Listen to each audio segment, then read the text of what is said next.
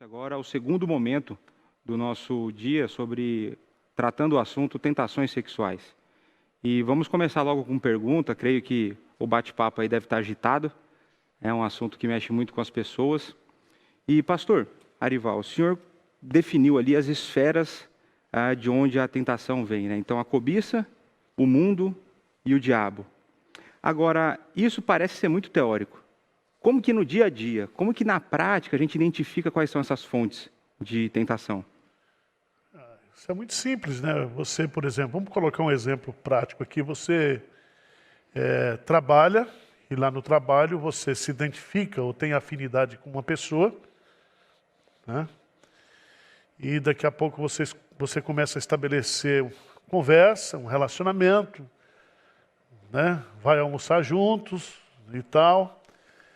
E aquilo ali já começa a trabalhar a sua cobiça, né? A sua natureza pecaminosa.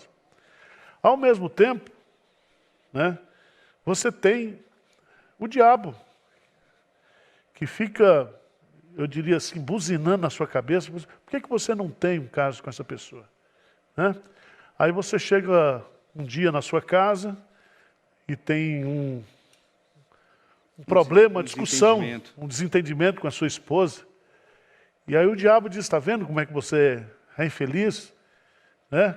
Se privando. Você fica se privando de um prazer que você merece, que você precisa, e aquilo que a sua esposa não está lhe dando. Então, e aí, tem a cobiça, tem o diabo, aí tem um ambiente que o diabo prepara. Né? Às vezes você é convidado para uma festa na empresa, ou você é convidado para um happy hour depois do horário de trabalho, e aquela pessoa vai, e ali você começa a se envolver, começa a ver insinuações, e todo um ambiente ali é preparado para isso. Então, eu estou colocando isso do ponto de vista muito simples, né?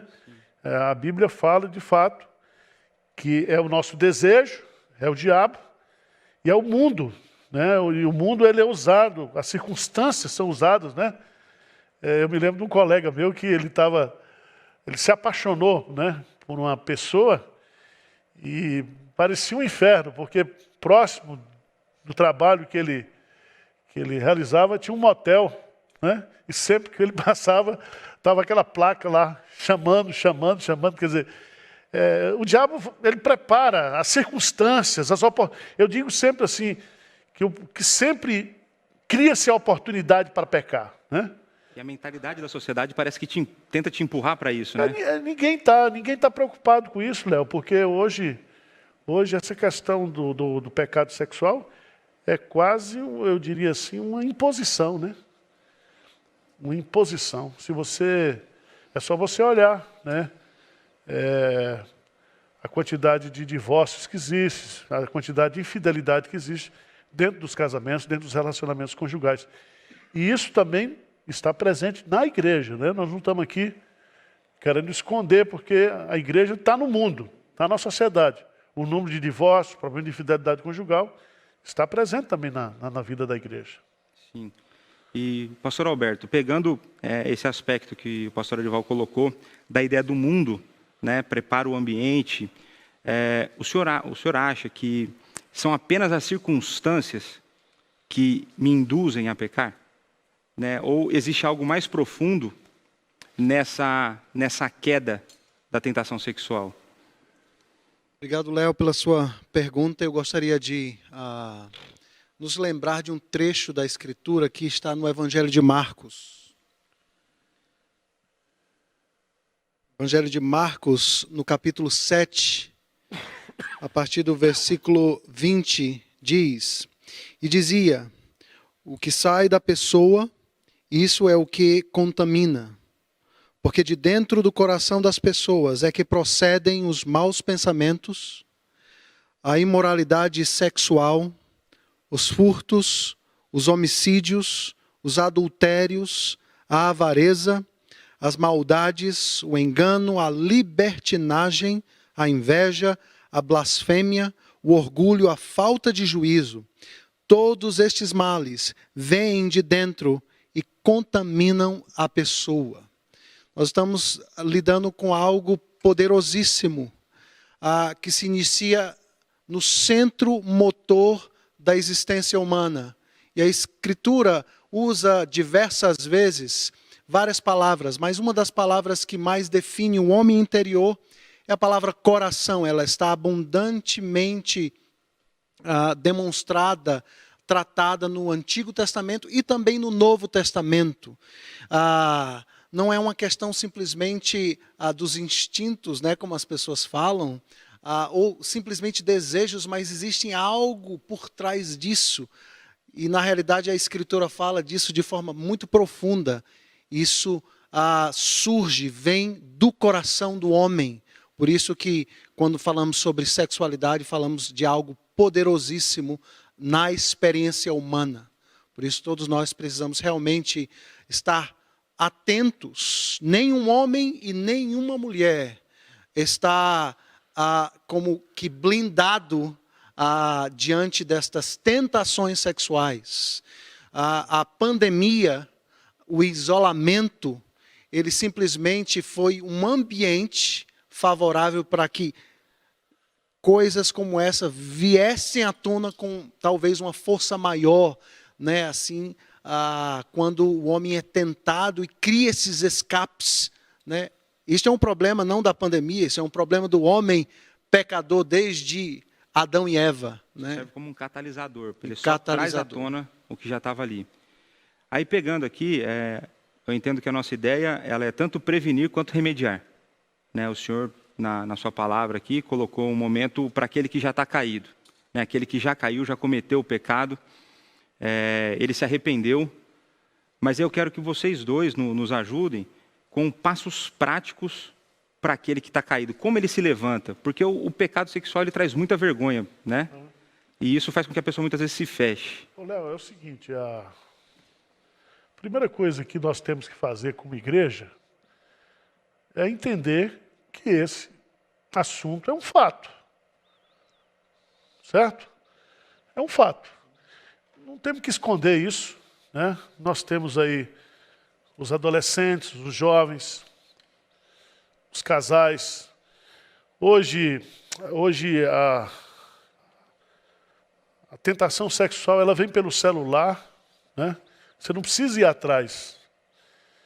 Existe toda uma abordagem. Até outro dia apareceu o meu nome num site de homens acima de 50 anos. Procura mulheres acima de 50. É mesmo? Eu fiquei até feliz, porque estou tendo mercado ainda, né? Então, hoje, a abordagem sexual, ela está aí, né? Escancarada. É uma realidade, por exemplo. Os grupos de terceira idade, o número de doença venérea aumentou muito mais entre terceira idade do que os adolescentes e jovens. Porque os bailes da terceira idade, a turma está aí, o negócio está solto. Não tem idade. Não tem idade. Então nós estamos vivendo uma realidade, né? E antigamente, né, os casais geralmente se preservavam para praticar o sexo no casamento. Hoje o pessoal faz o test drive antes, já viaja junto, já transam, né? E o pior de tudo é que vem casar na igreja, com véu e grinalda, arrastando uma grinalda, né? Muitas vezes posta isso na rede social, não está nem preocupado. Não está preocupado. Então, isso é uma realidade. Querer esconder isso. Agora, como é que nós vamos enfrentar isso, né? Primeiro, nós temos que enfrentar isso com graça, com misericórdia, né? Entendendo o problema, não escondendo, né? No caso da igreja presbiteriana, aquilo que a gente pode fazer do ponto de vista disciplinar, a gente faz, que a gente não tem domínio de todas as coisas. Mas eu creio que há muita gente hoje realmente sofrendo, como Davi coloca lá no Salmo 32, enquanto calei o meu pecado, né? Envelhecer os meus ossos. Se o sujeito é crente mesmo, e ele está uma prática de escondido, isso traz sofrimento para ele, né? E Davi, ele expressa muito bem, né, que é muito importante para nós corrermos para Deus nesse momento, né? Pedir o perdão de Deus. Talvez, né, e aí entra uma discussão que é muito... O sujeito tem esse problema e se ele publicar esse problema, as consequências serão muito mais devastadoras, né? Mas ele tem que acertar a vida dele com Deus, né? Ele com Deus, né? Então, Esse é o primeiro passo. é o arrependimento, né? Porque o pecado, Davi diz, contra ti somente pequei, né? Então você tem que resolver isso com Deus, você e Deus. Eu creio, Léo, como uma orientação prática, né, para lidar com essa questão que é tão real, né, faz parte da vida e da experiência humana, essas lutas pessoais contra algo tão poderoso. Nós precisamos olhar para a Escritura e perceber que a palavra de Deus nos dá todos os recursos necessários para vivermos uma vida piedosa. Entre jovens, adolescentes, solteiros, a Bíblia provê todos os caminhos. E eu creio que dos componentes que nós podemos estar, assim, como que perdendo de vista, e perdendo de vista eu falo, perdendo a bênção que a Escritura fala, é do componente de confessar o pecado, arrepender-se do pecado, mas de pedir ajuda. Lutar contra pecados sexuais, sozinho, sem nunca pedir a ajuda a alguém. Obviamente, pedir a ajuda não a qualquer pessoa, mas a homens piedosos, homens de Deus, que possam caminhar com você, um adolescente que quer ter uma vida de santidade e recai constantemente em pecados sexuais. Ele deve buscar ajuda, digamos, na igreja, conversando com pessoas, mas tendo o cuidado e a sabedoria de com quem ele deve falar. Então você imagina se na nossa cultura nós começarmos a quebrar estes bloqueios, esses tabus, como você está falando, de simplesmente entender que a vulnerabilidade, no sentido de que quando eu abro alguma questão da minha vida pessoal, isso faz parte do processo de santificação. Quando, imaginem numa comunidade, um grupo pequeno de homens, tem a coragem, dá um passo de fé e dizer, olha, irmãos, orem por mim, porque eu tenho sido tentado no trabalho, ou tenho sido tentado através de texto no meu telefone, ou de vídeos, a fazer coisas. Então, um e outro ajuda e ora e luta com aquela pessoa. Então, um ambiente onde essas coisas de pedir ajuda um ao outro, oração, se tornam cada vez mais algo que faz parte da vida da igreja.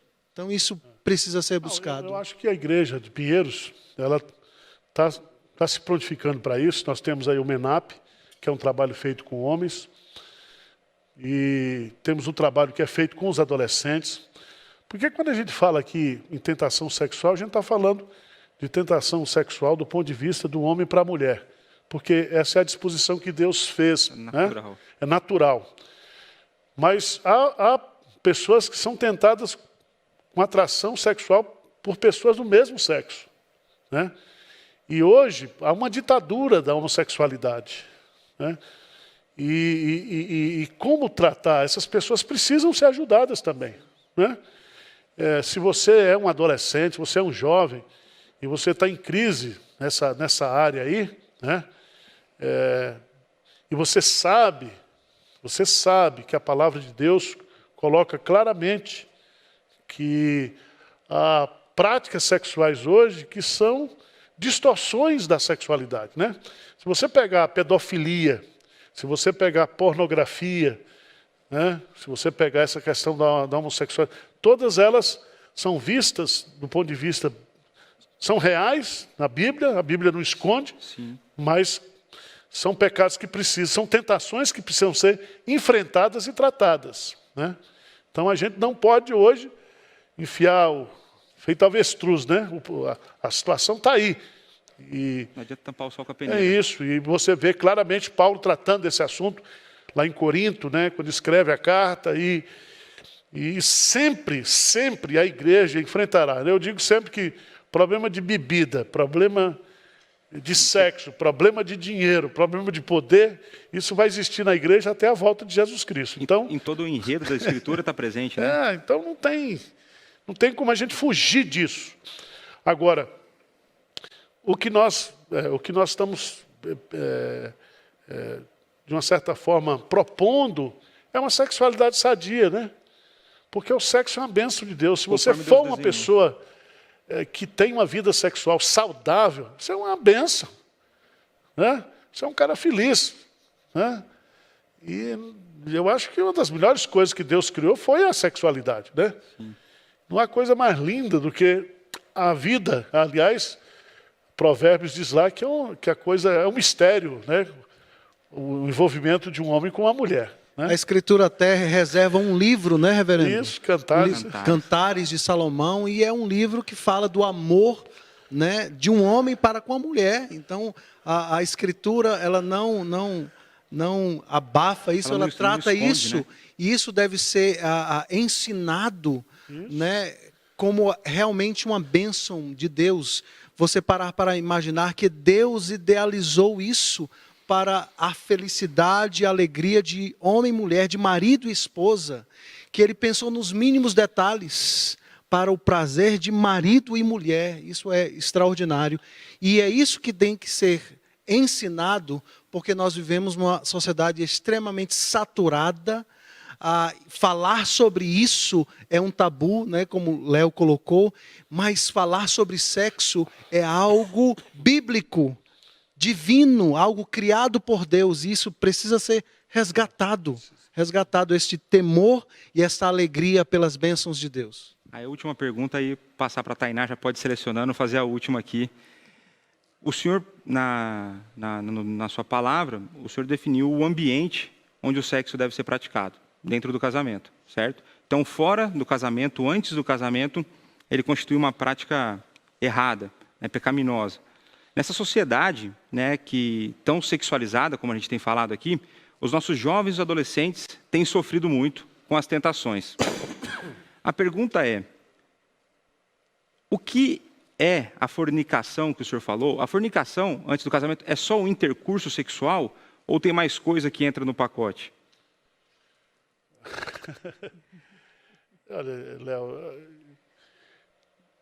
existem estudos, eu li recentemente um livro sobre essa questão da prática sexual de jovens antes do casamento. Uma psicóloga não crente, não cristã, lá da Universidade da Califórnia. Eu, inclusive, indiquei esse livro. E ela mostra que todos aqueles casais que viveram antes, Tiveram uma vida sexual ativa antes do casamento. e foram morar juntos, geralmente, eles não concretizaram uma relação saudável. Há dados estatísticos acerca disso, né?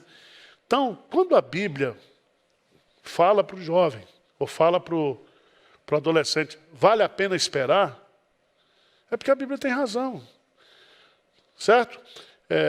Um dos problemas que a gente enfrenta, já enfrentou e está enfrentando, é a gravidez da adolescência. Então, há muitos pais, inclusive pais crentes, que permitem que o namorado durma em casa, né? E é um negócio completamente complicado, porque antigamente existia a Casa da Luz Vermelha, agora a Casa da Luz Vermelha é a própria residência. Então, é transformando as residências, né? Os lares em bordéis. Isso entristece muito. Então, e isso não traz felicidade. Nós temos muitos adolescentes que se tornaram pais antes da hora, queimaram etapas na vida, prejudicaram a vida, trouxeram sofrimento da vida, por causa da gravidez da adolescência. Eu estou colocando isso, não é um discurso de falsa moralidade, questão de ser fundamentalista, não tem nada a ver. É aquilo que a Bíblia ensina, né? Você observa que antigamente os jovens, eles se casavam mais cedo, agora eles se casam mais tarde, e os jovens praticavam muito esporte, tinham outras atividades, né? Mas hoje não, parece que começar um namoro já é ir para a cama, né? Já é dormir junto, já é praticar sexo. E isso tem trazido muito sofrimento, porque aquilo que não é estabelecido pela palavra de Deus traz infelicidade, né? Então, aqui a gente procura fazer uma parceria com os pais, né? A igreja ensina e espera que os pais também ensinem dentro de casa, porque É a responsabilidade principal, né? se os pais não tiverem uma orientação bíblica, sexual para os seus filhos, a igreja não consegue segurar, não consegue resolver o problema dos adolescentes e dos jovens, né? Pegando esse ponto do senhor, qual que seria então, pastor Alberto, uma idade adequada para os pais começarem a tratar com seus filhos sobre o assunto da sexualidade? Excelente pergunta, Léo. Léo, devido à situação de uma sociedade extremamente saturada por uma sexualidade pecaminosa, né, fora dos padrões de Deus, existem estudiosos, autores, conselheiros bíblicos, que falam que quanto antes nós introduzirmos o tema da sexualidade, melhor.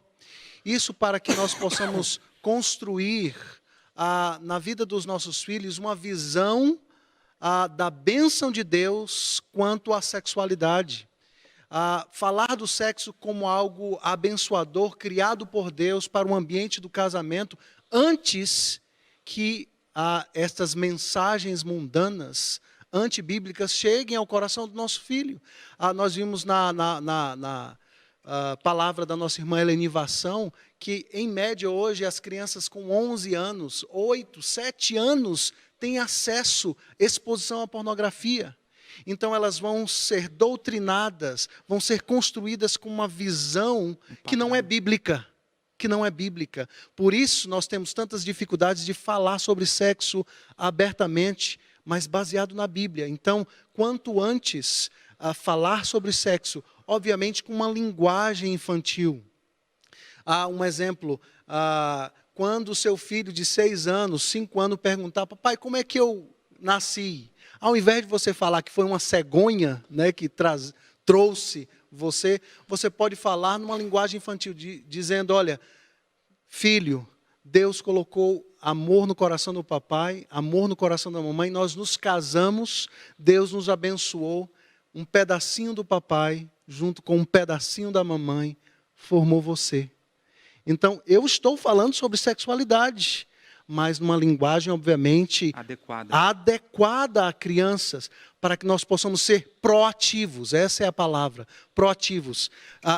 Ensinar os nossos filhos, biblicamente, falando que o sexo é algo de Deus, para que quando as mensagens antibíblicas, mundanas, chegarem lá, eles já estão vacinados, e eles vão dizer: não, isso não é bíblico, e o sexo é uma bênção de Deus. Tainá, e aí? Vamos passar a pergunta para o povo, né? Pergunta do povo. Tem algumas aqui. Eu até quero comunicar, o Fredson Santana, ele disse que o pastor da Igreja Presbiteriana de Eunápolis cancelou o culto hoje para que todos estivessem participando dessa conferência. Então, Obrigado pela... E aí ele mandou uma pergunta. Falou: reverendo Arival Casimiro, o que os pastores e líderes devem fazer para evitar cair em tentação? Infelizmente, temos visto muitos pastores e líderes caindo nessa área. Boa pergunta, né? Eu entendo que a primeira coisa é vigiar, né? Vigiar e orar. Segunda coisa é procurar ter uma vida sexual saudável com a sua esposa. Terceiro, não se expor, né? Não se expor. Acho que a gente tem que evitar determinadas conversas, né? Determinados relacionamentos. Você pode observar, e eu disse aqui, que geralmente o sujeito não cai no primeiro encontro, né? Geralmente tem todo um processo, como o Tiago coloca. Agora, eu vejo que há muitos colegas também que casaram de forma precipitada, às vezes não têm uma vida sexual no casamento, eu diria, satisfatória. O pastor está muito exposto, né? Há muita fantasia na cabeça das pessoas, principalmente das mulheres, acerca do pastor. Projetam para o pastor uma coisa que ele não é, né? E há casos de pessoas que se apaixonam pelo pastor, né? Mulheres, e você tem que dizer, não, pode desapaixonar, porque não tem jeito, não é um... Né? Não é esse o caminho. Né? Não é esse o caminho. Então, e eu vou dizer para você, colega, só a graça de Deus, né? Aliás, Judas coloca lá, somente Deus é poderoso para nos guardar de tropeços. E aquele que pensa que está de pé, cuidado, para que não caia. Eu entendo que cada um também tem o seu calcanhar de Aquiles, né? Cada um tem a sua temperatura sexual, cada um tem a visão dessa área. A partir do momento que o cara começa a trabalhar na sua mente que isso não é um problema, que isso não é arriscado, ele está mais fácil de cair, né? Muitas vezes a pessoa quer andar no limite, né? É. Quer andar no limiar ali, né? Pastor, o senhor me dá uma parte? A sua palavra, filho.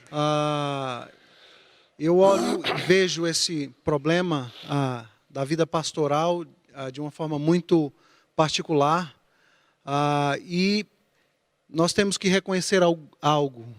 Pastores caminham na vida sozinhos. Muitas vezes pastores não têm outros amigos íntimos que possam compartilhar lutas. E quando o pastor caminha na vida sozinho, entendendo que ele é autossuficiente e que ele pode resolver todas as suas tentações, todos os seus problemas, entre ele e Deus somente, ele está num caminho muito perigoso, extremamente perigoso, porque pastores não são diferentes de outros homens. Nós precisamos uns dos outros, então eu enfatizo o componente da santificação progressiva em comunidade. Pastores, criem grupos, pequenos grupos, talvez 1, 2 ou 3 colegas, que vocês confiam, que realmente são amigos. Então há escassez de amizade genuína, verdadeira, profunda entre pastores, mas formem grupos de oração. Homens que você possa abrir o coração, pedir a ajuda, confessar pecado um ao outro e pedir oração.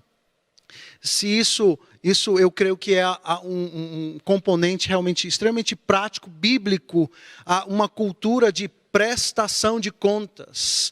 Quem, na sua vida, pastor, é capaz de chegar para você e fazer perguntas diretas, e você poder abrir o coração e dizer assim, olha, eu preciso de ajuda, eu realmente estou precisando de oração, de outros homens que possam me confrontar, que possam falar a verdade em amor, que possam realmente caminhar comigo, porque pastores andam sós. A cada dia nós estamos contabilizando quedas e mais quedas no ministério pastoral e todos nós somos susceptíveis. Nós precisamos, como o reverendo Arival falou, aquele que pensa estar de pé, cuide para que não caia.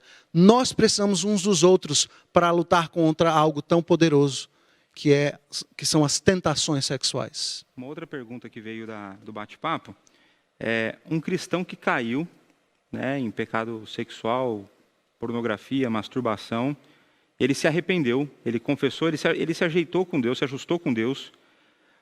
Existe alguma coisa que ele deve fazer perante a igreja? Né? Essa é a pergunta, porque é um tipo de pecado que envolve muita culpa, muita vergonha, né? Então tem um irmão aqui preocupado com isso. Como que ele faz, uma vez que ele já se ajustou com Deus, ou ele não tem nada a fazer? Não, veja bem.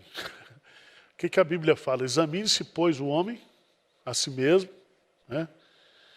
E no contexto da Santa Ceia, que é essa colocação, que ele se purifique, se arrependa dos seus pecados e acerte com Deus. Essa é uma questão, às vezes, o falar para o outro do seu pecado que já foi perdoado, né? Já foi abandonado, só vai trazer complicação. Aliás, tem aquele texto de Miqueias, capítulo 7, né? Que Deus ele já jogou os nossos pecados nas profundezas do mar, né? E colocou uma placa lá, né? É proibido pescar. Porque tem gente que gosta de ficar remoendo o pecado. Pecado perdoado é igual conta paga. Você não pode ficar trazendo isso à tona, né? Eu acho que você precisa acertar a sua vida com Deus. Isso aí é uma coisa necessária, né? Considerando que ele é solteiro, né? Não tem. Sim. Tainá, mais alguma pergunta aí A gente ficou um tempo inicial muito pegado aqui, agarrado nas perguntas, mais alguma do pessoal aí no bate-papo? Eu faria só uma, então, mais uma, para a gente aproveitar para encerrar. Então, eu ia até fazer essa, mas eu vou fazer uma outra para ser mais direta, assim. Qual dicas de leitura, de material, de conteúdo, né, para a pessoa poder buscar essa ajuda também, nesse momento em que talvez o contato com outro amigo seja um pouco mais difícil agora, mas ele em casa poder se cuidar, assim, conteúdo, livros. Eu recomendaria primeiro a leitura devocional da Bíblia e oração, né? São coisas, porque a Bíblia não é um livro comum, a Bíblia santifica, a Bíblia fortalece, a Bíblia restaura, ilumina, né? Esse é um ponto. Eu vejo hoje o pessoal muito preocupado em assistir vídeo, em ler livro, mas não lê a Bíblia. Né? Não lê a Bíblia. Então nós precisamos ler mais a Bíblia. Agora, há muitos livros aí, depende do sexo da pessoa, da idade, para a gente recomendar. Hoje, se você quiser citar alguns aí, Alberto, porque tem hoje livro para homens, para mulher, para jovens, para crianças, e é um negócio bem abrangente hoje. Eu acho que nessa área que o senhor falou, né, da importância do fortalecimento da vida devocional, aquele Vivendo na Palavra, do Howard Hendricks, né, de como você conseguir sozinho estudar as Escrituras, né, e tirando barreiras nessa vida devocional. Gostaria de recomendar alguns livros excelentes que estão sendo publicados por várias editoras e que realmente têm ajudado milhares de pessoas ao redor do mundo. Finalmente Livre, a luta pela pureza com o auxílio do poder da graça. Aqueles lutando contra o pecado da pornografia, um livro de Heath Lambert, publicado pela editora Peregrino. Excelente recomendação. Livro Fazendo Novas Todas as Coisas, Restaurando a Esperança para Traumas Sexuais, David Powlison, editora Fiel. Então, estão aqui, esse segundo livro, Fazendo Nova Todas as Coisas, Restaurando a Esperança para Traumas Sexuais. Guia Bíblico para o Aconselhamento de Compulsivos por Sexo, de Steve Gallagher. Steve Gallagher tem um ministério nos Estados Unidos ajudando homens lutando contra o vício da pornografia. Hábitos Escravizadores, de Ed Welch, lançado pela Nutra, editora Nutra. Também uma outra dica, recomendação de grande edificação e ajuda para pessoas. E, por último, Sexo e Dinheiro, Prazeres que Desapontam e a Graça que Satisfaz, de Paul Tripp, lançado pela editora Cultura Cristã. Esses livros são de grande validade para pastores, líderes, pessoas da igreja, com dúvidas, livros para todos nós lermos, para sermos edificados, confrontados, animados, encorajados e também para abençoar outras pessoas com quem nós nos relacionamos, tratando especificamente sobre esse tema de tentações sexuais. Eu quero encerrar, né? Nós estamos já... Fazer as considerações finais. Eu quero primeiro agradecer a você que tem participado dessa conferência, que você possa nos dar o feedback aí, através de sugestões, né? Mas eu quero também aconselhar os pastores a criarem nas suas igrejas, né, um Ministério da Família, um Ministério de Casais, e ter, né, tanto no púlpito, na pregação, quanto no ensino da escola dominical, dos pequenos grupos, essa matéria, né, das lutas sexuais, porque esse é um assunto que precisa ser tratado do ponto de vista pastoral, né, do ponto de vista gracioso, dentro da igreja hoje. Né? É um problema real, é um fato, e nós temos que tratar isso, porque as consequências dos pecados sexuais para a vida da pessoa, né, são devastadores, né? São devastadores. Não somente para a mente, para o comportamento, mas para tudo, né? Para tudo. Então, nós temos que tratar. Temos outros assuntos? Temos. Mas não podemos esquecer dessa matéria. Então, fica aqui a sugestão. Aqui, eu estou falando isso porque a gente tem procurado tratar isso aqui na Igreja de Pinheiros, no ambiente dos adolescentes, né? Dos jovens, então, dos casais e até mesmo dos adultos solteiros, que é outro grupo que hoje está grande também, crescente nas igrejas. Então, muito obrigado pelo privilégio que você tem de nos assistir ou de nos dar a sua assistência. Nós podemos entrar na sua casa aí para conversar sobre esse assunto. Pastor Alberto. Minhas considerações finais é uma palavra de encorajamento a você que está nos assistindo, para que você entenda que há uma graça disponível a você, que te habilita a dizer não às tentações sexuais. Então, Paulo escrevendo a Tito, ali no capítulo 2, ele fala que esta maravilhosa graça que se manifestou, ela nos pega pela mão e nos conduz a renegar as práticas do velho homem e nos conduz a uma vida de novidade, uma vida de justiça, uma vida de pureza, uma vida que honra e glorifica a Deus na área da sexualidade, desfrutando no casamento algo tão maravilhoso. Então, a minha palavra a você é uma palavra de encorajamento. Arrependa-se dos seus pecados. O Deus a quem nós servimos é um Deus perdoador, um Deus que acolhe o pecador quebrantado e faz dele um homem, uma mulher, um jovem, um adolescente, uma criança, alguém novo, vivendo em novidade de vida. Essa é a minha palavra a você nessa noite. Que Deus te abençoe. Pastor, o senhor nos conduz numa oração para encerrar o... Sim. Senhor Deus, muito obrigado por esta noite, muito obrigado pela oportunidade que tivemos, apesar da distância, mas online, de podermos conversar sobre esse assunto. Que o Senhor nos guarde das tentações, que o Senhor não nos deixe cair em tentações, que o Senhor nos livre do mal, do maligno, que o Senhor nos proteja a nossa família, os nossos filhos, que o Senhor proteja a tua igreja. Dá-nos, ó Deus, vida saudável, espiritualidade saudável, vida sexual saudável. É o que nós te pedimos para o louvor do teu nome, para o louvor da tua glória. Em nome de Jesus. Amém. Amém. Então, obrigado a você que esteve conosco durante a programação de hoje. E já te convidamos para que nos acompanhe amanhã. A transmissão começa às 19h30, né, e a palavra começará às 20 horas.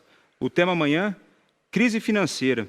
O que Deus espera da minha família. Aguardamos vocês amanhã. Fiquem com Deus. Tenham uma boa noite de descanso.